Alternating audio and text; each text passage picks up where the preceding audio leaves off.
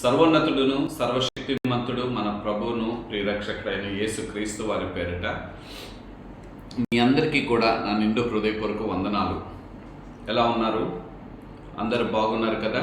దేవుని యొక్క మహా గొప్ప కృపా భాగ్యతను బట్టి మరి యొక్క పరిశుద్ధ దినాన దేవుని యొక్క సన్నిధానంలో మనం ఈ విధంగా కలుసుకోవటానికి దేవుడు తన కృపా భాగ్యతను అనుగ్రహించి ఉన్నారు.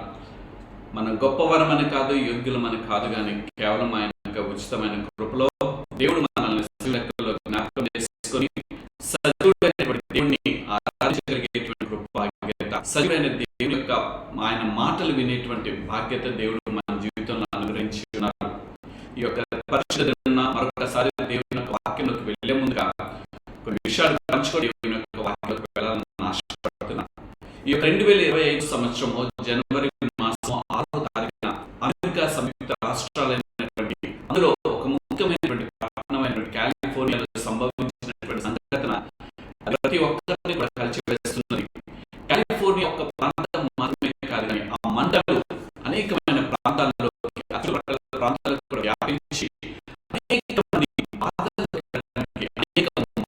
ఈ నూతన సంవత్సరంలో ఈ అమెరికా సంయుక్త రాష్ట్రంలో జరగటానికి మూల కారణం ఏమిటంటే ఆ జనవరి 6వ తారీఖున వారందరూ కూడా కాలిఫోర్నియాలో ఉన్నటువంటి బిజినెస్ పీపుల్ ప్రతి ఒక్కరు కూడా ఒక చోట కూడుకొని వారు మాట్లాడినటువంటి మాటలు ఏంటంటే, వారు వారి యొక్క హీరోయిజాన్ని చూపిస్తూ సర్వసృష్టికర్త అయినటువంటి దేవుణ్ణి కలిగి ఉన్నటువంటి ఆ దేశము దేవుణ్ణి ఒక శూన్యంగా ఎంచింది.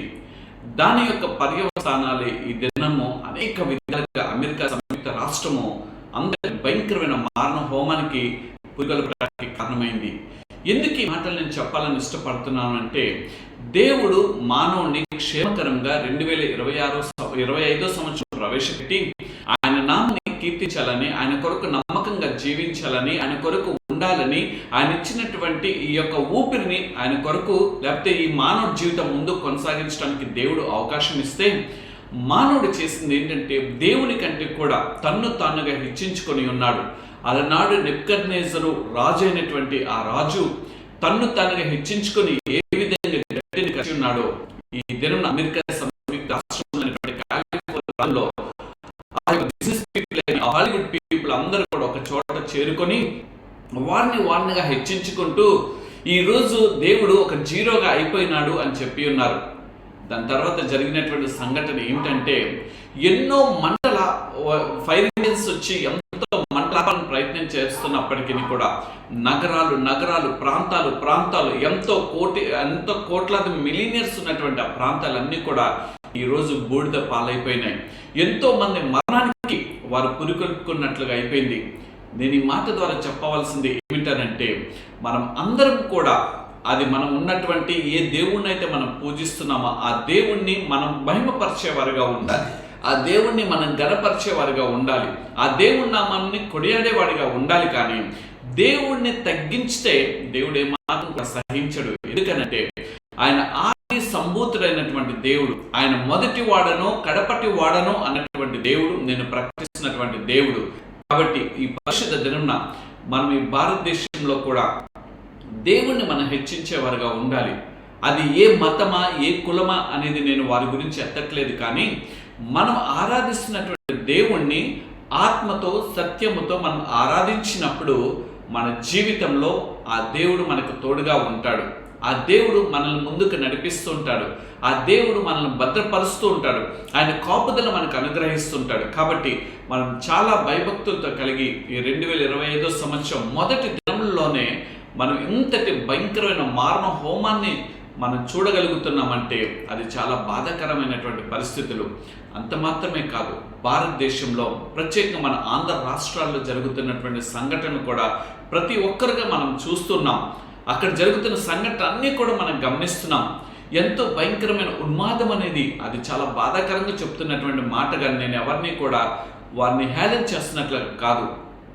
మానవుడిని ప్రేమించవలసింది బదులుగా మానవుడు ఎలా అయిపోయాడనంటే, మానవుడిని వాడు తిరస్కరిస్తూ పనికిరాని వాటిని వారిని హెచ్చించుకునేటట్లుగా చేసుకుంటున్నారు. అనగా ఒక జంతువుని ప్రేమించే ప్రేమించేవాడిగా ఉన్నటువంటి మానవుడుగా ప్రేమించవలసింది బదులుగా మానవుడిని చంపేయటానికి, మానవుని అపహాస్యం చేయటానికి, మానవుడిని కృంగతీయటానికి మానవుడు ప్రయత్నం చేస్తున్నాడు.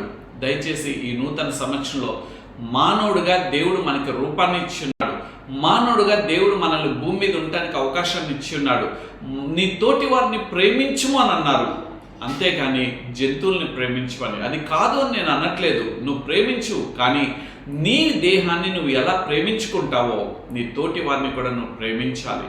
నువ్వుగా ఎంతగా నీ యొక్క జీవితాన్ని హెచ్చించుకోవాలని ఇష్టపడతావో ఎదుటి వారిని కూడా మనం అదే గౌరవించినప్పుడు అది ఎంతో సార్థకత సంభవిస్తుంటుంది.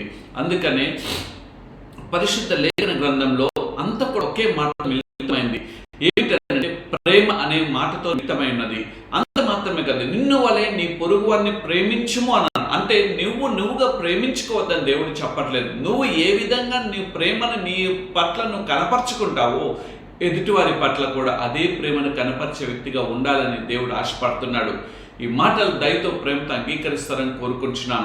తర్వాత దేవుని యొక్క వాక్య ధ్యానంలోకి వెళ్లే ముందు ఇంకొక విషయము, ఈ యొక్క జనవరి మాసము ఈ 3వ పరిశుద్ధ దినం వరకు దేవుడు మనల్ని సజీవులుగా కాపాడి ఉన్నారు కదా. అయితే దేవునికి మనం ఏమి ఇస్తూ ఉన్నాం? ఈ యొక్క క్రైస్తవ జీవితంలో మనం ఎంతవరకు దేవుని కొరకు నిలబడేవాడిగా ఉన్నాం? మనం దేవుని కొరకు నిలబడినప్పుడు మన జీవితాలు దీవించబడతాయి, మన జీవితాలు మనం గణపరచబడతాయి, మన జీవితాలు ఎంతో మందికి ఆశీర్వాదకరంగా ఉంటాయి. 4వదిగా, పిల్లలు పరీక్షల సమయంలోకి వచ్చున్నారు. తల్లిదండ్రులుగా పిల్లల యొక్క పరీక్షల గురించి ప్రార్థన చేయవలసిన ఆవశ్యకత ఎంత ఉన్నది. ఈ చదువుకి మించి ఒక 10 రెట్లు సెల్ ఫోన్కి బానిసలు అయిపోయి ఉన్నారు. సెల్ ఫోన్లు లేనిదే తల్లిదండ్రులైనా విడిచిపెడుతున్నారు, వారి తిండిని వారు విడిచిపెడుతున్నారు, వారి చదువునైతే పూర్తిగా వాళ్ళు అశ్రద్ధ చేస్తున్నారు. దేని కొరకు పాకులాడుతున్నారో తెలుసా?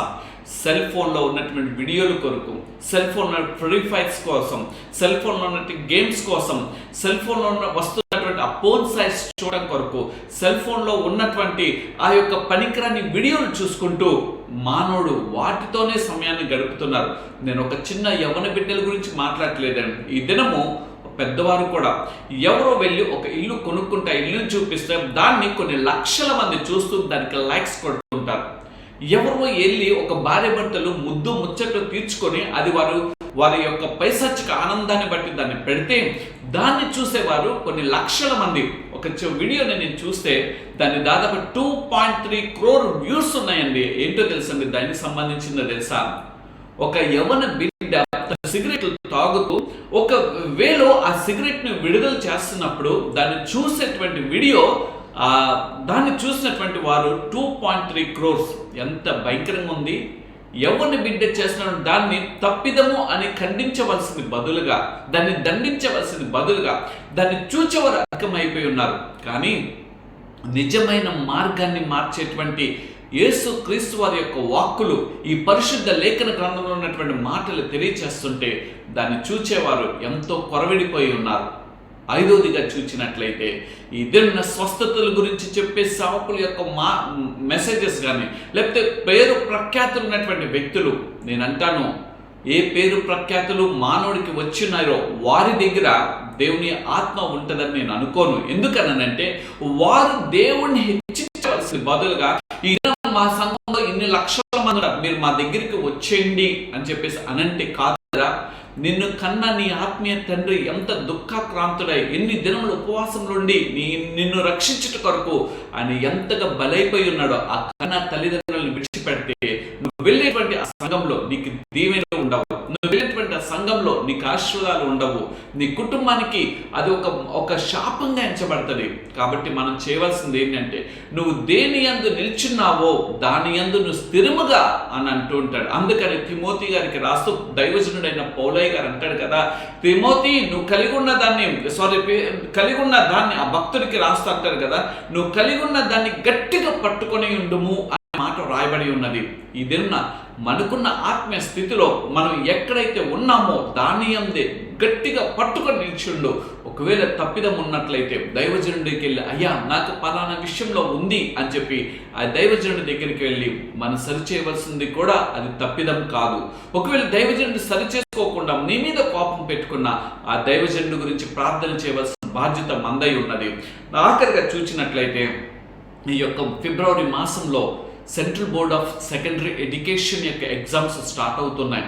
పిల్లలందరి గురించి మీ అనుదిన ప్రార్థనలో తల్లిదండ్రులుగా మనం ప్రార్థన చేద్దాం. పిల్లలు ఎంతో మానసికమైన ఒత్తిడికి లోనైపోతున్నారు. ఒక ప్రక్కన చూస్తే లోకానుసారమైనటువంటి ప్రేమల్లో, రెండో ప్రక్కన చూస్తున్నట్లయితే చదువుల్లో ఒత్తిడి పెరిగిపోతూ వారు చదువుతున్నది వారికి అర్థం కావట్లేదు. వారు చదువుతున్నది ఆ క్షణంలో వారు చదవగలుగుతున్నారు, మరలా వాటిని మర్చిపోతున్నారు. కాబట్టి తల్లిదండ్రులుగా మనం చేయవలసింది ఏమిటంటే మన బిడ్డల చదువు గురించి ఈ రాబోతున్నటువంటి ఎగ్జామ్స్ 10 దినములు పైగా సెలవులు తీసుకున్నారు. మరలా స్కూల్ ప్రారంభించబడుతున్నది. ఈ ప్రారంభించ ఒక 15-20 రోజులు అంటే ఒక 1 మంత్లోనే పిల్లలందరికీ కూడా ఎగ్జామ్స్ ఉన్నాయి. కాబట్టి ఇప్పటి నుండే మన పిల్లల యొక్క ఎగ్జామ్స్ గురించి, రెండోది యవ్వనస్తులు వారి యవ్వన జీవితంలో ఉన్నటువంటి ఎగ్జామ్స్ ఎదుర్కోవటానికి ఒక జాబ్ గురించి, అట్లనే కాకుండా ఇంటర్న్షిప్స్ గురించి, అదేవిధంగా వారి యొక్క ఎడ్యుకేషన్ కెరీర్ గురించి, వాళ్ళ లైఫ్ సెటిల్మెంట్స్ గురించి మనందరం కూడా మన అధీన ప్రార్థనలో వారి గురించి ప్రార్థన చేద్దాం. మంచిది. ఇదే దేవుని యొక్క వాక్య ధ్యానంలోకి కొద్దిసేపు మనం వెళ్దాం. ఈ దినము నా యొక్క అంశం ఏమిటనంటే, విశ్వాస జీవితం అనేది అనేకమైన పోరాటాలతో కూడుకున్నట్లుగా ఉంటుంది. విశ్వాస జీవితంలో నేను దేవుడిని నమ్ముకున్నాను, నేను రక్షణ తీసుకున్నాను, నేను ఎంతో బాప్తిసం తీసుకున్నాను, సంఘంలో పేరు ప్రఖ్యాతి నేను సంపాదించుకున్నాను అని చెప్పి నువ్వు అనుకుంటుండవచ్చు. కానీ దేవుని యొక్క వాక్యం ఏమని సెలవిస్తున్నది అని అంటే, నీ యొక్క ఆత్మీయ జీవితం అంతా కూడా పోరాటమయంతో నిండుకొని ఉంటుంది. నీ ఆత్మీయ జీవితంలో అనేకమైన పోరాటాలు ఉంటాయి. ఆ పోరాటాలని ఎలా ఎదుర్కోవాలి అనేది ఈ దినం మనం జ్ఞాపకం చేసుకుందాం. మన యొక్క క్రైస్తవ జీవితం అనేది it's not a tourist life place, it's a battle field. అది ఒక యుద్ధ రణరంగంగా ఉంటుంది. ఆ యుద్ధ రణరంగంలో గెలిచేవారు అతి కొద్దిగా ఉంటారు, ఓడిపోయేవారు అనేక మందిగా ఉంటారు. ఓడిపోయిన వారు వారి జీవితాన్ని అగాధ్యం చేసుకొని ఆత్మహత్య చేసుకొని చనిపోతారు. ఎందుకంటే ఎదురాడలేక. గెలిచిన వారు సంతోషంగా వెళ్తారు. అయితే ఈ ఆత్మీయ జీవితంలో మనం చేయవలసింది ఏమిటో తెలుసా? మనం వారి గురించి, ఎవరైతే పతనావస్థకి వెళ్ళిపోతున్నారు ఆత్మీయ జీవితంలో, దేవుని దగ్గరికి వచ్చి రుచి చూచి తెలుసుకొని, అందుకని యెహోవా ఉత్తముడని రుచి చూచి తెలుసుకున్నాడని దేవుని యొక్క వాక్యం సవిస్తున్నది కదా. ఆ రుచి చూసి తెలుసుకున్నప్పుడు దేవుని యొక్క వాక్యంలో ఉన్న సామరస్యతను వారు అనుభవించగలుగుతారు. దేవుని వాక్యంలో ఉన్నటువంటి మాధుర్యతను వారి జీవితంలో మధురంగా మార్చుకోగలుగుతారు. కాబట్టి ఆత్మీయ జీవితంలో వస్తున్నటువంటి ఈ తాత్కాలికమైన పోరాటాలను ఎదుర్కోవాలి అని చెప్పి భక్తుడైనటువంటి పౌలు గారు హెచ్చరిస్తున్నారు. ఎఫెసీయులకు రాసిన పత్రిక 6వ అధ్యాయము 10 నుండి 20 వరకు చూచినటువంటి మాటలు ఈ దినం కొద్దిసేపు ధ్యానం చేసుకుందాం. ఈ ఎఫెసీయులకు రాసిన Ephesians 6th chapter 10 to 20th verse. ఈ మాటలు ఉన్నటువంటి మాట ఏంటంటే, నువ్వు అక్కడ మొదటిగానే రాయబడింది, నీవు అపవాది తంత్రములు ఎదిరించుటకు శక్తివంతులగునట్లు. అనగా ఈ లోక నాథుడు, ఈ లోక ఘననాథుడు అయినటువంటి వాడు ఏమి చేస్తున్నాడు అనంటే, వాడి యొక్క తంత్రములు మానవుల మీద ఏలుబాటు చేస్తున్నాడు. వాడు ఆధ్యాత్మికంగా పడిపోయేటట్లుగా చేస్తున్నాడు. వాడి జీవితాన్ని వాడు ఎదుర్కోవాల్సిన ఉన్నటువంటి సవాళ్ళను ఎదుర్కోలేక, పరిష్కరించుకోలేక జీవితాన్ని అర్థాంతరంగా ముగించుకుంటున్నారు. ఎందుకు అనంటే, జనవరి మాసము 2025 సంవత్సరం వచ్చి ఇప్పటికి కేవలం గడిచినది 19 దినములే. కానీ ప్రతి దినము కూడా ఒక కుటుంబము, లేకపోతే ఒక యవ్వన బిడ్డ, లేకపోతే ఒక ఉద్యోగం సంపాదించుకోలేక, లేకపోతే ఒక కుటుంబ వ్యవస్థ నడిపించుకోలేక ఆత్మహత్య చేసుకునేటువంటి వారిని అనేక మందిని ప్రతి దినము ఆ టీవీల ద్వారానో లేకపోతే మాధ్యమికాల ద్వారా చూసినప్పుడు ఎంతో బాధ కలుగుతున్నది. ఎందుకో తెలుసా? ఈ తంత్రములు మన శత్రువు యొక్క మంత్రం ఏంటంటే తంత్రం వేయటమే.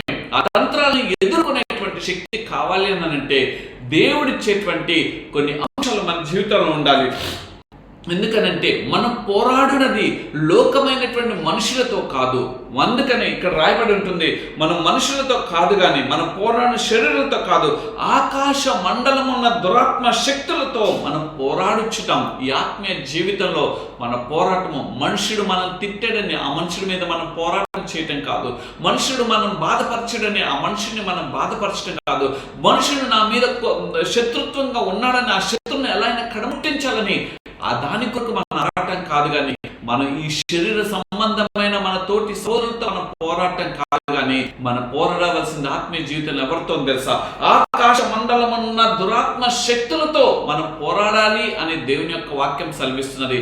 దైవజనుడు అయినటువంటి పౌలు గారు ఆనాడు ఎఫెసీ సంఘానికి రాస్తూ ఆనాడు ఆ నూతన నిబంధన గ్రంథంలో, ఆ నూతన సంఘంలో ఆయన రాసిన మాటలే కాదు కానీ ఈ పరిశుద్ధ లేఖన గ్రంథంలో ఈ మాటలు దేని కొరకు రాయబడి ఉన్నాయో తెలుసా? మనము కూడా ప్రతి దినము అనేకమైన పోరాటాలని ఎదురు చూస్తూ ఉన్నాము. మన జీవితం ఏంటి? నేను ఇంత ప్రార్థన చేస్తున్నాను, ఇంత వాక్యాన్ని నేను వింటున్నాను, లేకపోతే ఒక సేవకుడు కదా నేను ఇంత వాక్యాన్ని నేను ప్రబోధిస్తున్నాను, నా జీవితం ఎందుకు పోరాటమయమైందని నిరాశ చెందుతున్నావా? నా ప్రియ సహోదరుడా, నా ప్రియమైన సహోదరి, ఎప్పుడైతే నిరాశ చెందినప్పుడు ఆ నిరాశలో దేవుని పాదాల దగ్గరికి వచ్చి మనం ప్రణమిల్లి, దేవా నాకు నిశ్చయిత ఇవ్వు నాయన, నాకు శక్తిని కలుగచేయని అన్నప్పుడు నేను ప్రవర్తిస్తున్నటువంటి దేవుడు శక్తినిచ్చేటువంటి దేవుడై ఉన్నాడు. అందుకనే మనం పోరాడేది వార్త ఉండాలి. దాన్ని పోరాటానికి మనకు కావాల్సింది ఏంటంటే, ముందు ఒక శత్రువుని ఎదుర్కోవటానికి what is our enemy ability, వాడి యొక్క ఎబిలిటీ ఏంటో ముందు మనం తెలుసుకోవాలి. రెండోది వాడి యొక్క శక్తి ఏంటో మనం తెలుసుకోవాలి.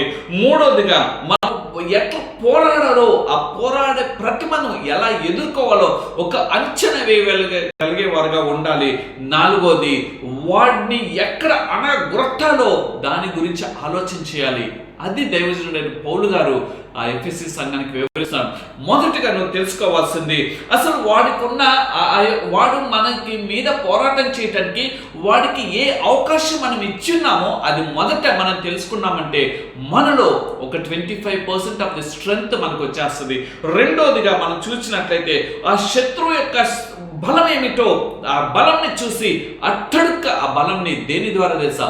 ప్రార్థననే ఖడ్గము చేత మనం ఆ బలాన్ని అణిచివేసేవాళ్ళు వారి శత్రువుని. మూడోదిగా చూసినట్లయితే ఆ యుద్ధము మనతో మనం చేస్తున్నటువంటి ఆ ఆత్మీయ పోరాటంలో మనము ఏ విధంగా ఆ యొక్క శత్రువుని మనం పోరాడి విజయం సాధించగలుగుతామో అనేది మనం తెలుసుకోవాలి. నాలుగోదిగా వాడు వార్ఫేర్ అంటే వాడు ఏ కవచాన్ని మన పట్ల వాడు ప్రయోగిస్తున్నాడో ఆ కవచాన్ని జయించగలిగేటువంటి శక్తి కేవలం దేవుని పాదాల దగ్గర వచ్చినప్పుడు మాత్రమే వస్తుంది.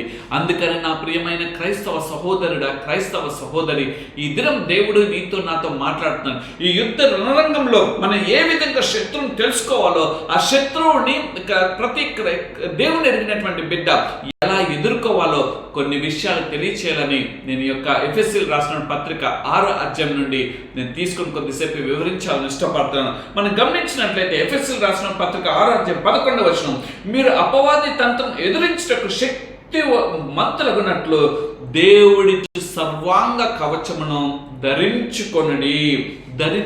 దేన్ని?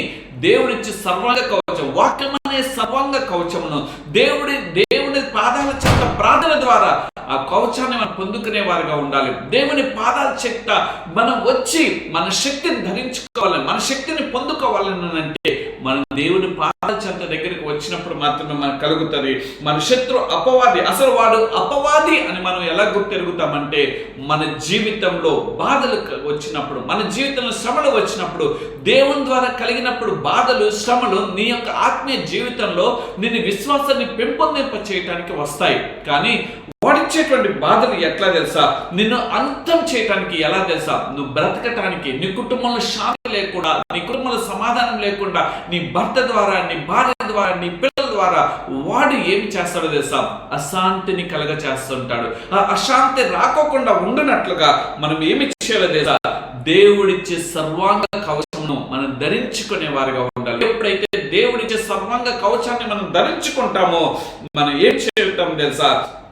వాడిని ఎదిరించుకోగలుగుతాం. వాడిని ఎదిరించేటువంటి శక్తి, సామర్థ్యతను మనం పొందుకుంటాం దేవుని పాదాల దగ్గరికి రావటం. నీకు ఒక మాట చెప్పాలని ఇష్టపడతాను. ఆ పరలోక రాజ్యంలో వాడు నిర్ణయించిన ఒక దేవుని యొక్క సృష్టిలో 3 దూతలు ఉండేవారు. మొదటిగా గబ్రియేలు దూత, 2 మిఖాయేలు, 3వ రెండోది లూసిఫర్. వాడిగా ఏమి చేయబడ్డాడో తెలుసండి. ఈ గబ్రియేలు యొక్క మిఖాయేలు ఉన్నట్లయితే వారు దేవునికి అనుకూలంగా ఉన్నారు. అయితే ఈ లూసిఫర్ అనేవాడు తన్ను తానుగా హెచ్చించుకున్నాడు. అనగా నువ్వు దేవుడిచ్చే సర్వంగ కవచాన్ని ధరించుకోవాలనంటే ఈ మాటలు చెప్పడానికి కారణము నీలో ఉన్న గర్వాన్ని తీసేసుకో, నీలో ఉన్న అహంకారాన్ని తీసేసుకో. నాకేమిటిలే అనేది అనుకుంటమే అది గర్వము, నేను ఏమీ లేదు అనుకోవటమే అది తగ్గింపు. నీ కొరకు నా కొరకు లోకరక్షకుడైనటువంటి యేసుక్రీస్తు వారు సమస్తాన్ని విడిచిపెట్టి ఆయన నీ కొరకు నా కొరకు ఒక దీనుడిగా ఆయన రాలేదా? ఆయన ఒక దాసుడుగా ఈ లోకానికి ఎత్తించి ఉన్నాడు కదా. ఎందుకో తెలుసా, మనము ఆ దరిద్రత నుండి విడుదల పొందుట కొరకు ఆయన ఒక దీనుడిగా అయిపోయి ఉన్నాడు. ఆయన ఒక దరిద్రుడిగా ఆయన ఈ లోకానికి అవతరించి ఉన్నాడు. ఆయన సర్వలోక సృష్టికర్త అయినటువంటి దేవుని యొక్క కుమారుడిగా ఈ లోకానికి ఏతించినటువంటి యేసుక్రీస్తు వారు ఒక గొప్ప రాజరికంతో రావచ్చు, కానీ ఆయన రాజరికంతో రాలేదండి. మానవుడి యొక్క విలువ ఏమిటో మానవుడికి విలువకి తెలియచేయటం కొరకు, మానవుడు ఎక్కడి నుండి ఏ విధంగా దేవుణ్ణి కనుగొనగలడు ఆ యొక్క లోబాటుతనంలో నుండి యేసుక్రీస్తు ప్రభు వారు మాదిరికరంగా చూపించి ఉన్నారు కదా.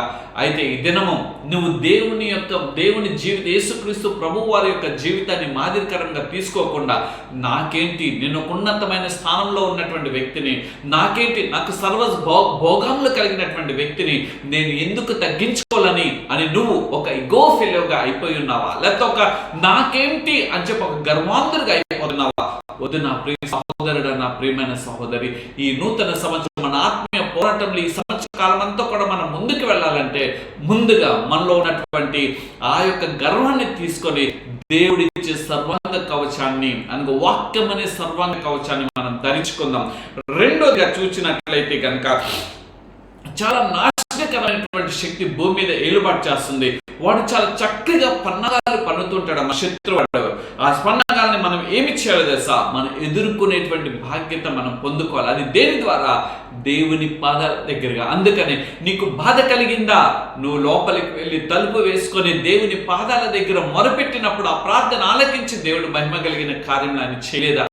ఒకనొక సమయంలో నీ ఆత్మీయ జీవితం ఎలా ఉన్నది? ఈ దినం నీ యొక్క ఆత్మీయ జీవితం ఎలా ఉంటున్నది?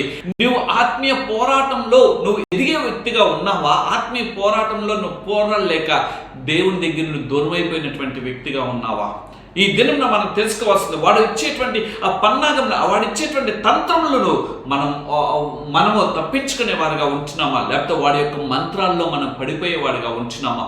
వాడు చాలా రమ్యతగా, నిజమే, మన ఆదిమ తల్లి అయినటువంటి అవ్వమ్మ దగ్గరికి చాలా తంత్రముతో కూడుకున్నటువంటి శత్రువు వచ్చినాడు. ఆహా, నీకు దేవుడు చెప్పాడా ఇంత రమ్యతగా ఉంటుందని, నీకు తెలిసిపోతుంది అని అన్నప్పుడు మన ఆదిమ తల్లి అయినటువంటి అవ్వమ్మ తల్లే కాదు కదా. ఒక్కసారి రమ్యత ఏంటో తెలుసుకుందామని దేవుడు ఇచ్చినటువంటి తన భర్త ద్వారా దేవుడు తెలియజేసినటువంటి ఆజ్ఞను మితిమీరిపోయింది.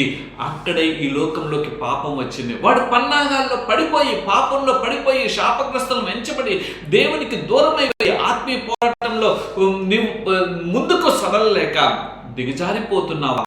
ఈ పరిశుద్ధ దేవుడు తెలియచేస్తున్నాడు, ఆ నాశకరమైన శక్తి కలిగిన ఆ వలయాల నుండి తప్పించబడి దేవుడిచ్చేటువంటి శక్తి సామర్థ్యతలోకి, దేవుడిచ్చే సర్వాంగ శక్తిని నువ్వు ధరించుకోవాలని దేవుడు ఇష్టపడుతున్నాడని నువ్వు తెలుసుకుంటున్నావా?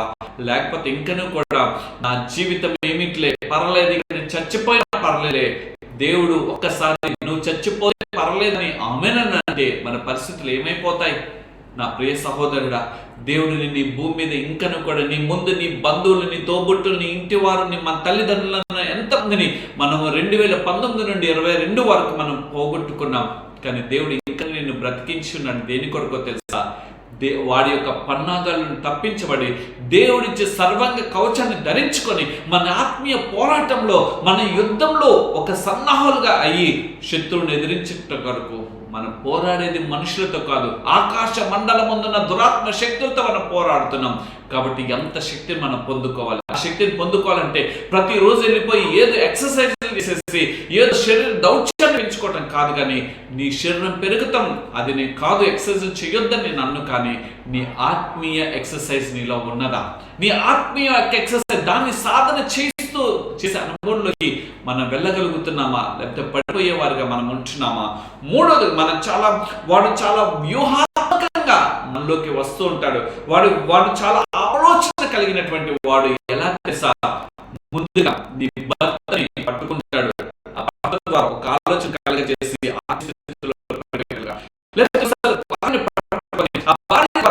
స్థితిలో పడిపోయేటట్లుగా, అదేవిధంగా బిడ్డల్ని పెట్టుకొని తల్లిదండ్రులను వాటి చూసుకుంటూ ఆత్మస్థితిలో పడిపోయే విధంగా, ఈ విధంగా కుటుంబ వ్యవస్థను అంతటిని కూడా ఒక వ్యూహాత్మకంగా వాడి బంధ హస్తాలకి వాడు శత్రువు అని వాడు తీసుకుంటూ ఉంటాడు.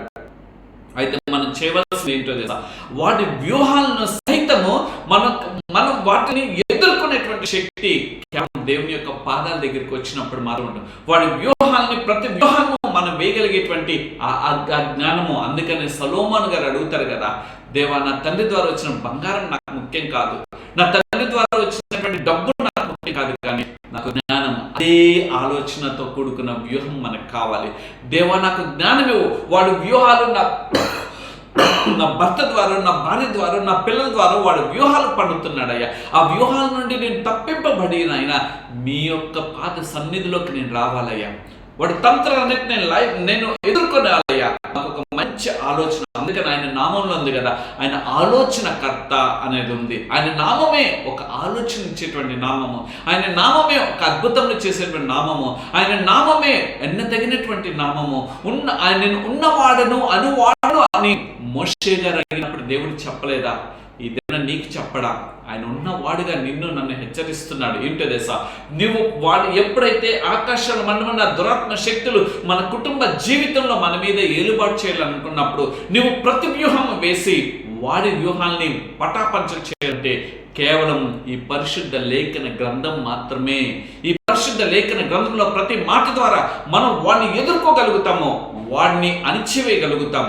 కాబట్టి నా ప్రియ సహోదరుడా, వాడి వ్యూహాన్ని కనిపెట్టాలి అని అంటే మన సర్వాంగ కవచాన్ని ధరించుకునే వారిగా ఉండాలి. ఎప్పుడైతే దేవుడిచ్చే సర్వాంగ కవచాన్ని ధరించుకుంటామో వాడి వ్యూహాన్ని సమస్తాన్ని పట్టపంచం చేసి దేవుడిచ్చే వ్యూహముల చేత, ఆయన ఇచ్చే ఆలోచనల చేత మనం నడిపించబడతాం. 5వదిగా చూసినట్లయితే వాడు చాలా బలమైన వాడు. వాడి దినంలో లోకం మీద ఎంతగానో సంచారం చేస్తూ వాడు బలాన్ని సమకూర్చుకొని మానవుడికి మధ్య ప్రేమను లేకుండా, ఐక్యత లేకోకుండా, కులము మతము అనేది ఒక పెద్ద పెట్టేసి వాడు క్రైస్తవుడు అనేవాడు ఎక్కడో వేరే దేశం నుండి వచ్చినటువంటి వాడిని పూజిస్తున్నారు అని చెప్పేసి ఎంత భయంకరంగా మాట్లాడుతున్నారు. నేను అంటాను, వాడి వ్యూహాల్ని అన్నింటిని కూడా ఎదిరించాలి. వాడి శక్తిని అంతటిని కూడా మనం అనగదొక్కాలి అని అంటే దేవుని పాదాల చెంత మాత్రమే.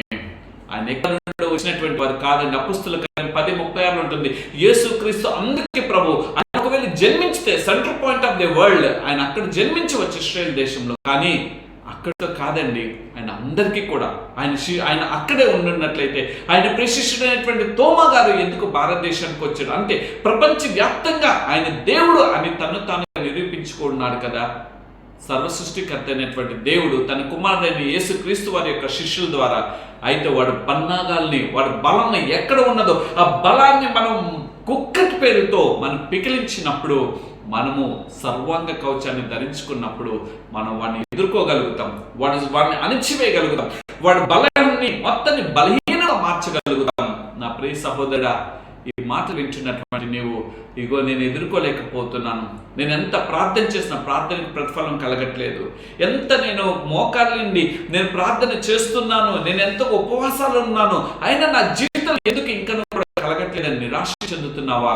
వాడి బలాన్ని అంచివేయగలిగేటువంటి వచ్చేది ఎక్కడి నుండో తెలుసా? ఆయన యొక్క సర్వాంగ కవచం, వాక్యం అనే సర్వాంగ, ప్రార్థన అనే సర్వాంగ కవచాన్ని మనం ధరించుకున్నప్పుడు మనం దాన్ని ఎదుర్కోగలుగుతాం. 6వదిగా మనం చూసినట్లయితే వాడు చెడ్డవాడు. ఎవడు? లోకనాథుడు యొక్క వాడు చెడ్డవాడు. మనుషుడికి చెడ్డ ఆలోచన కలుగ చేస్తుంటాడు. ఈ మాట కొద్ది బాధగా ఒక మాట చెప్పాలని ఇష్టపడుతున్నాను. నీతోటి మానవుడు నీతో పాటు ఉంటే నువ్వు ఎంత అంటరాని వాడిగా నువ్వు ఎంచుతున్నావో ఒక్కసారి గుర్తెరుగుతున్నావా? నువ్వు చనిపోయే సమయంలో ఉన్నప్పుడు రోడ్డు మీద యాక్సిడెంట్ జరిగి నేను ఏదో ఆ ఉన్నతమైన కులానికి చెందిన వాడిని అనుకొని నిన్ను అక్కడ విడిచిపెడితే నీ ప్రాణం పోతుంది కదా. ఆ క్షణంలో నీ వ్యక్తి అతను అంటరాని వాడో ఎవడో అని తెలియకోకుండా ఒక మానవ దృక్పథంతో వాడు నిన్ను చేరదీసి తీసుకెళ్ళి నిన్ను హాస్పిటల్లో జాయిన్ చేసి నీకు ప్రాణాన్ని ఇచ్చిన వాడు అంటరాని పడుతాడా?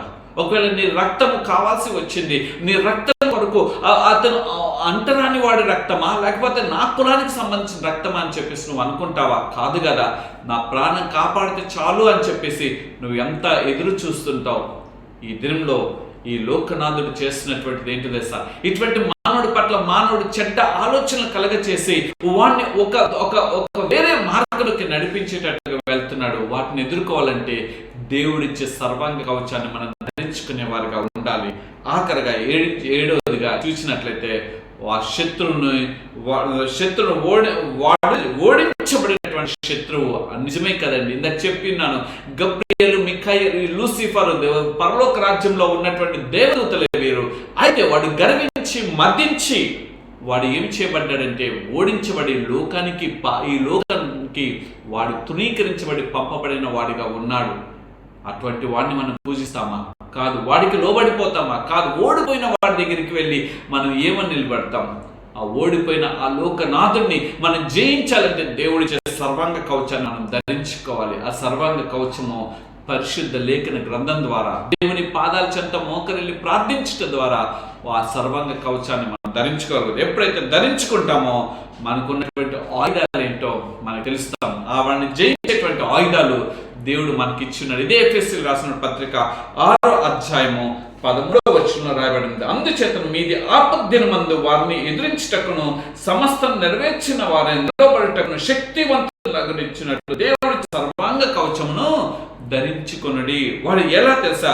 వాడు ఆపద్దినమందు సమస్తాన్ని నెరవేర్చి నిలబడుటకు నిలబడటం మాత్రమే కాదు కానీ శక్తి పొందుకొనుటకు దేవుడిచ్చే సర్వాంగ కవచాన్ని మనం ధరించుకునే వారిగా ఉందాం.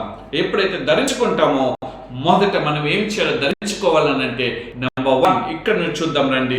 ఎఫెసీయులకు రాసిన పత్రిక 6వ అధ్యాయము 14వ వచనం రాయబడింది. ఎలాగనగా మీ నడుమునకు సత్యమును దట్టి కట్టుకొని నీతి అను మైమరుపు ఏది తొడుక్కోవాలో తెలుసా? వాడిని ఎదిరించాలంటే, ఆ సర్వాంగ కవచాన్ని మనం ధరించుకోవాలంటే మొదటిగా మన జీవితంలో కావాల్సింది ఏంటో తెలుసా? మన జీవితంలో సత్యం అనేది కావాలి. చాలా మంది క్రైస్తవులు ఇందుట్లోనే తప్పిపోతున్నారు. మానవుడిగా తప్పిపోయేది మెయిన్ సత్యంలోనే, రెండోది నీతిలోనే. ఒక మాట నేను చాలా బాధతో చెప్తున్నాను, దయచేసి. ఒక జంతువుని పెడితే ఒక వస్తువు దగ్గర, ఆ జంతువు నా యజమానుడు పెట్టి ఉన్నాడని దాన్ని పట్టుకోకుండా ఎవరైనా పట్టుకుంటారేమో చెప్పి అదొక కాపలాగా ఉంటది. కానీ మానవుడు ఆ విలువైంది అని చూస్తే కనుక దాన్ని ఎలా కబలించాలో చూస్తుంటాడు. జంతువు కంటే మానవుడిని ఒక శ్రేష్టంగా దేవుడు సృష్టించి ఉన్నాడు కదా. అయితే మానవుడు చేస్తున్నది ఏంటి? ఇదన్నా జంతువు నా యజమానుడిది అని కాపాడుటకు అది ఒక కాపలాదారిగా ఉన్నది. కానీ దేవుడిచ్చే సర్వాంగ కవచాన్ని కాపాడుకోవటం కొరకు నువ్వు కాపలాగా నువ్వు సత్యాన్ని కాపాడుకుంటున్నావా? 2 నీతి యందు నిలబడే వ్యక్తిగా నువ్వు ఉంటున్నావా? ఒక విషయం, ఒక యజమానుడు చనిపోయి ఉన్నాడు. ఇంట్లో వాళ్ళందరూ కూడా వెళ్ళారు. వారు ఏదో అది ఇది తాగుతున్నారు.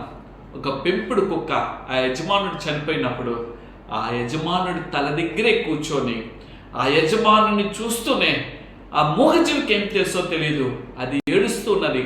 ఆ యొక్క వీడియోని చూసినప్పుడు కళ్ళల్లో కన్నీరు కారింది. ఎందుకో తెలుసా? ఒక విశ్వాసానికి ప్రతీకగా ఒక జీవినే అక్కడ యజమానుడి కొరకు అది అంతగా ప్రోకలాడి, అయ్యో నా యజమాని నేను పోగొట్టుకున్నాను, అయ్యో నన్ను ఎంతకాలం చూస్తున్నా యజమానుడు ఇంకా లేడా అని చెప్పి అది అంతగా నలిగిపోతుంది. నేను సృష్టించిన సృష్టికర్త అయినటువంటి దేవుడు నేను సత్యంను ప్రేమించువాడిని అన్నాడు కదా. నీతి ఆయన నామంలోనే ఉంది కదా. నీవు నేను ఆయన సత్యం కొరకు నిలబడేవారిగా ఉన్నామా?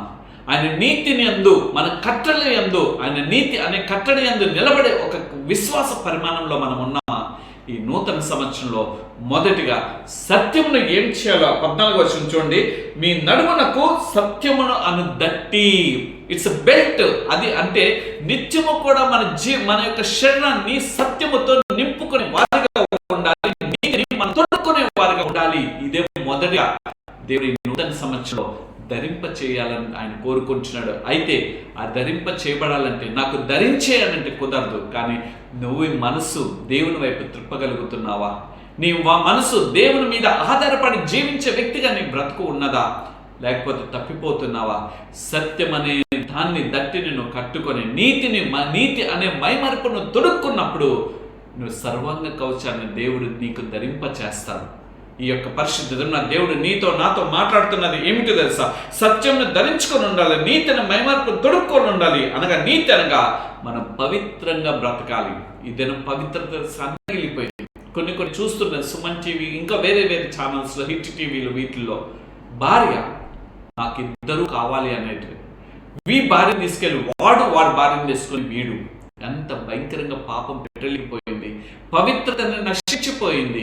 ఇంకా ఏం చెప్పాలి, స్వాపింగ్ కపుల్ అనేది ఇంకొకటి వచ్చేసింది. ఎంత భయంకరమైనటువంటిది స్వాపింగ్ కపుల్ అని చెప్పేసి మనం గూగుల్లోకి వెళ్ళి కొడితే వీడు భార్యను తీసుకెళ్ళి వాడి భార్యను తెచ్చుకొని వీడు, ఇలా ఒక 7 రోజులు వీడు ఒకరి తర్వాత ఒకరు మార్చుకుని ఎంత భయంకరమైనటువంటి పరిస్థితులు. ఇదైనా అపవిత్రత పెరిగిపోయింది.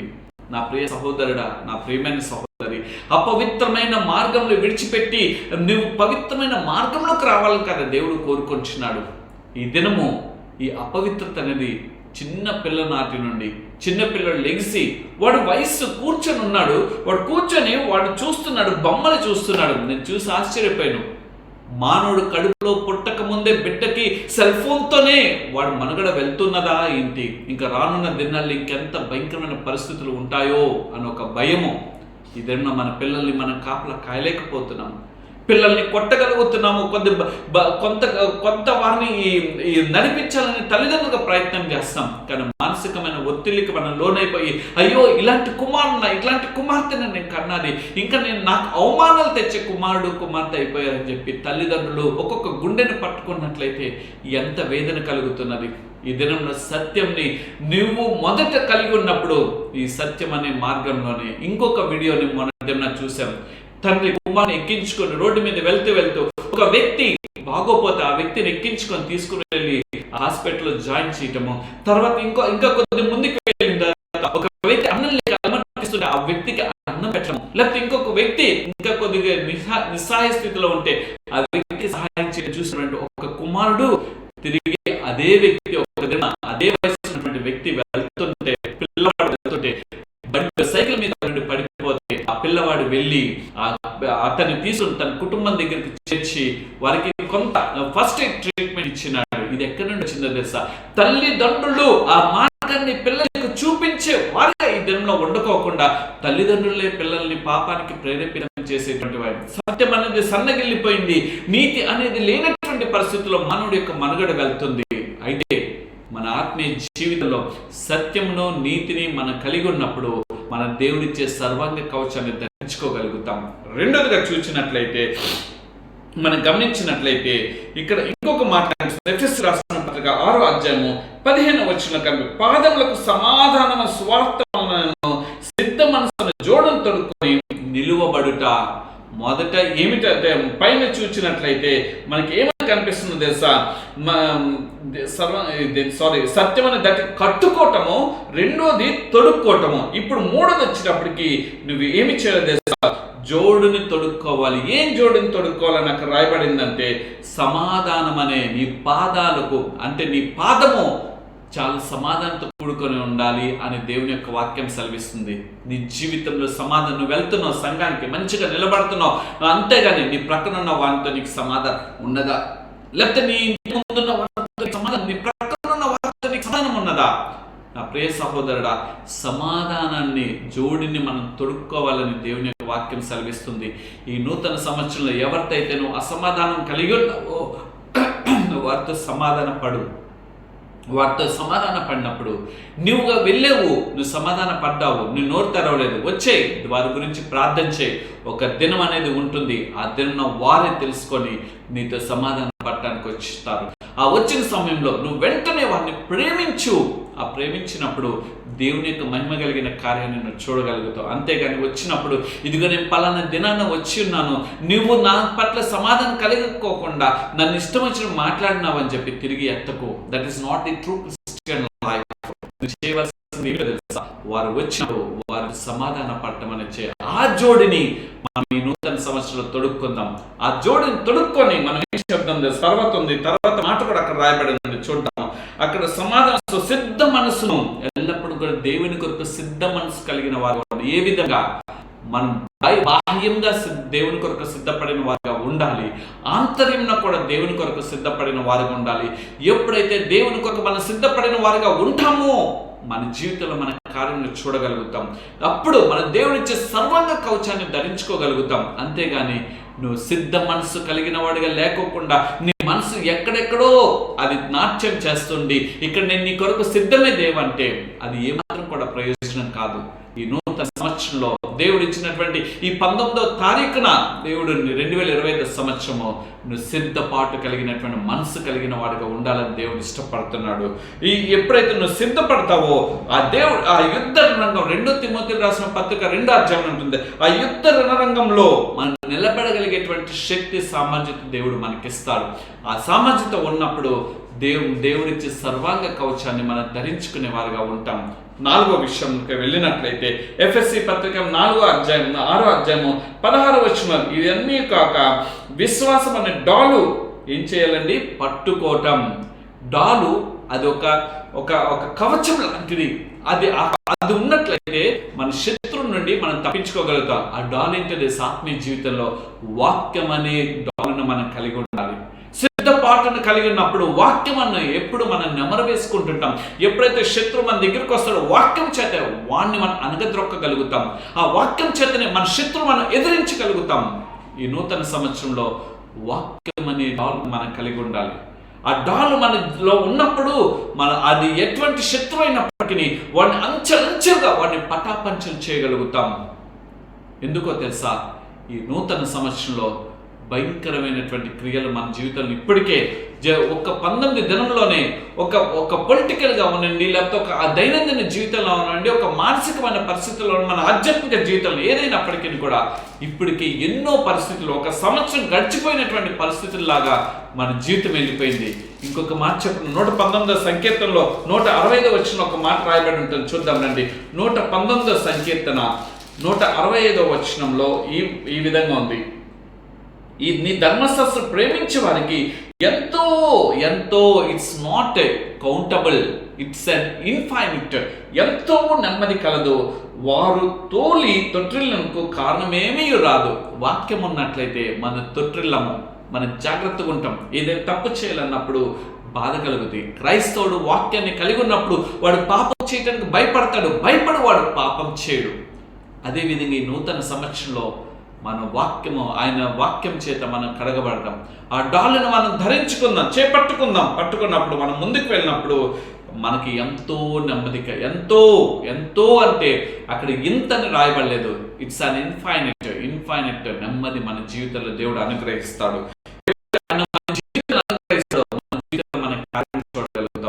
ఆఖరిగా 5వదిగా చూసినట్లయితే ఎఫెసీ రాసిన పత్రిక 6వ అధ్యాయము 17వ వచనాన్ని మనం గమనించినట్లయితే ఈ విధంగా రాయబడి ఉంది. 17వ వచనం ఏమనుందంటే, మరియు రక్షణ శిరస్త్రాణము. రక్షణ అనేది మనకి ఎంతో కావాలి. ఈ రక్షణ శిరస్త్రాణం అని ఎందుకనంటే శిరస్సు మొదలుకొని అది కాలి వరకు మన జీవితము మార్పు చెందినటువంటి జీవితంగా రావాలి. ఇంతకు ముందైతే దొంగలం, ఇంతకు ముందైతే అబద్ధికులం, ఇంతకు ముందైతే మోసగాలం, ఇంతకు ముందైతే చెడు క్రియలు చేసిన వారు, ఇంతకు ముందైతే కనుక మన జీవితం అంతా కూడా మలినత్వంతో నిండిపోయింది. కానీ నూతన సంవత్సరంలో రక్షణ అనే శిరస్త్రానం అంటే నీ యొక్క ఆలోచన విధానం అంతా కూడా దేవుడు చూస్తున్నాడని ఒక భయం. That is called the true baptism. అది నిజమైన బాప్తిజం. ఎందుకు తెలుసా? అదే రక్షణ. ఆ రక్షణ నువ్వు ఈ నూతన సంవత్సరం పొందుకోవాలని దేవుడు ఇష్టపడుతున్నాడు. ఆ రక్షణ ద్వారా నీ జీవితంలో దేవుడు తన మహిమ కలిగిన కార్యం చేయాలని ఇష్టపడుతున్నాడు. ఆ యొక్క సర్వాంగ కవచాన్ని నీకు ధరింప చేయాలని ఇష్టపడుతున్నాడు. ఎలా తెలుసా? రక్షణ అనే శిరస్త్రాణము నువ్వు ధరించుకున్నప్పుడు నీకు దేవుడు దేని ద్వారా ఆ రక్షణ శిరస్త్రానమో తెలుసండి. తర్వాత యొక్క అమ్మ ఉంచి దేవుని వాక్యం ఖడ్గమును ధరించుకున్నప్పుడు, దేవుని వాక్యం అనే ఖడ్గము మనం ధరించుకోవాలంట. అది ఖడ్గము, అందుకనే దేవుని వాక్యంలో ఉంది. అది రెండంచెలుగా వాడగల ఖడ్గం. అది ఎటువంటిదైనా అది దూసుకొని వెళ్ళి నీ జీవితాన్ని మార్పు చేయగలిగిన గ్రంథం అంటూ ఈ భూమి మీద ఏమైనా ఉందంటే ఈ పరిశుద్ధ లేఖన గ్రంథమే. ఇంతకుముందు చదివినటువంటి గ్రంథాలు, ఇంతకుముందు నేను ఫాలో అయినటువంటి ఏ యొక్క గ్రంథాలు నన్ను మార్చలేదు. కానీ ఈ వాక్యం అనే ఖడ్గం చేత నరకబడి బలి అయిపోయి అది చచ్చిపోయి దేవుని యొక్క పాదాల దగ్గరికి రాగలిగాను. నా తండ్రి బ్రతుకున్నంత కాలం ఏడ్చి ఇగో నేను నీ కొరకు ప్రతిష్ఠించుకున్నాను అని చెప్పి నా తండ్రి ఏడ్చి ఉన్నాడు. కానీ నా తండ్రి యొక్క ఏడుపుకి నా మనసు కరగలేదు.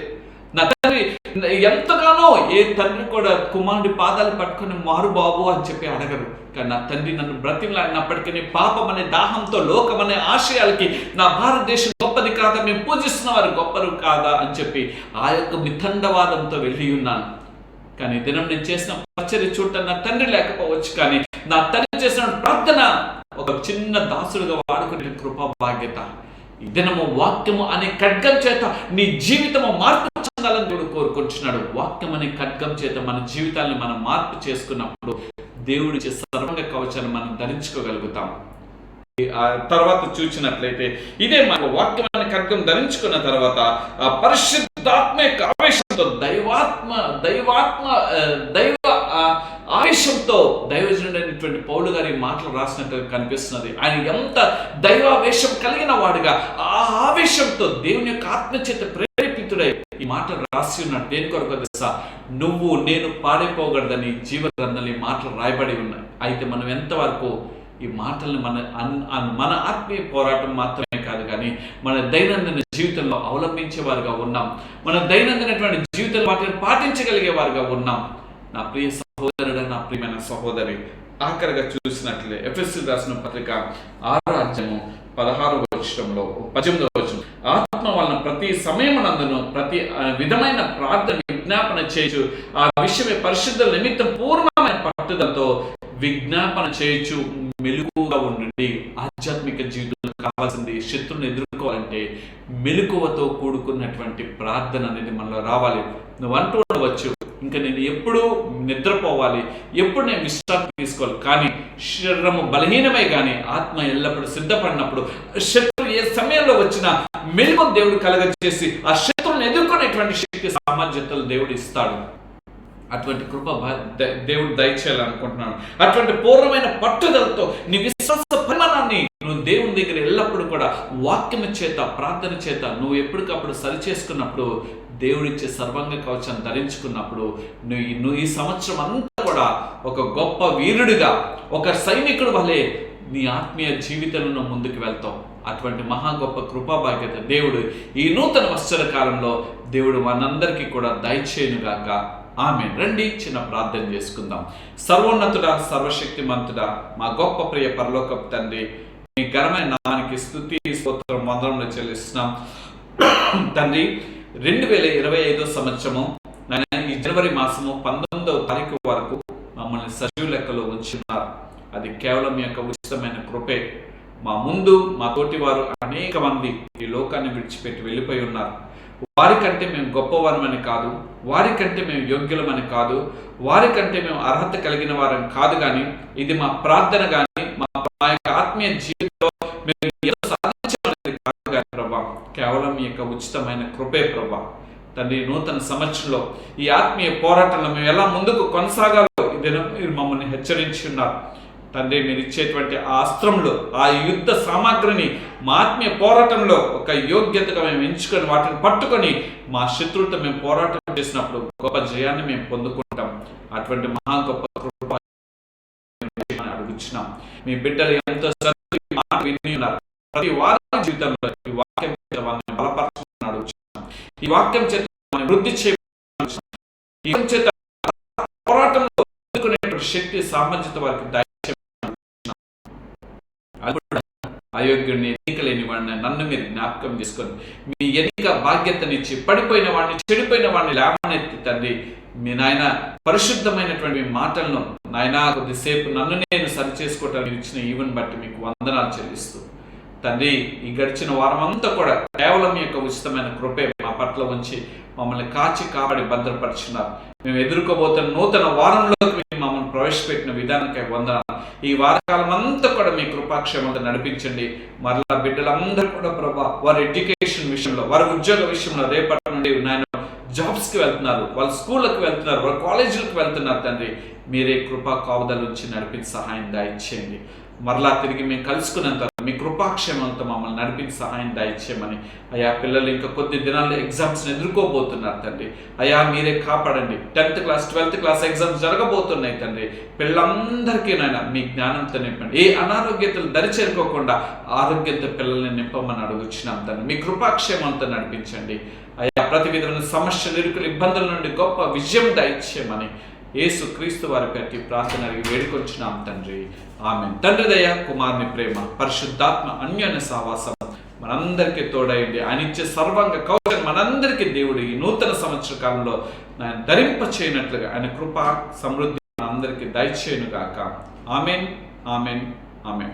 మంచిది నా ప్రియ సహోదరుడు, నా ప్రియమైన సహోదరి, దేవుని యొక్క మహా గొప్ప కృపా భాగ్యతను బట్టి, దేవుని యొక్క వాక్యాన్ని పంచుకోవడానికి దేవుడు ఇచ్చిన ఆరోగ్యాన్ని బట్టి, ఆయన ఇచ్చిన బాధ్యతను బట్టి ఆయన నామముకే సమస్త మహిమ ఘనత చెల్లును గాక. మీ గురించి మా అనుదిన ప్రార్థనలు జ్ఞాపకం చేసుకో, మా గురించి మా పరిచర్యల గురించి మీ అనుదిన ప్రార్థనలు జ్ఞాపకం చేసుకోమని మీ ప్రార్థన సహాయ సహకారాలు కోరుకుంటున్నా మీ యొక్క ఆత్మీయ సహోదరుడు Kalapala Sanjay. Thank you very much. God bless you all. Shalom.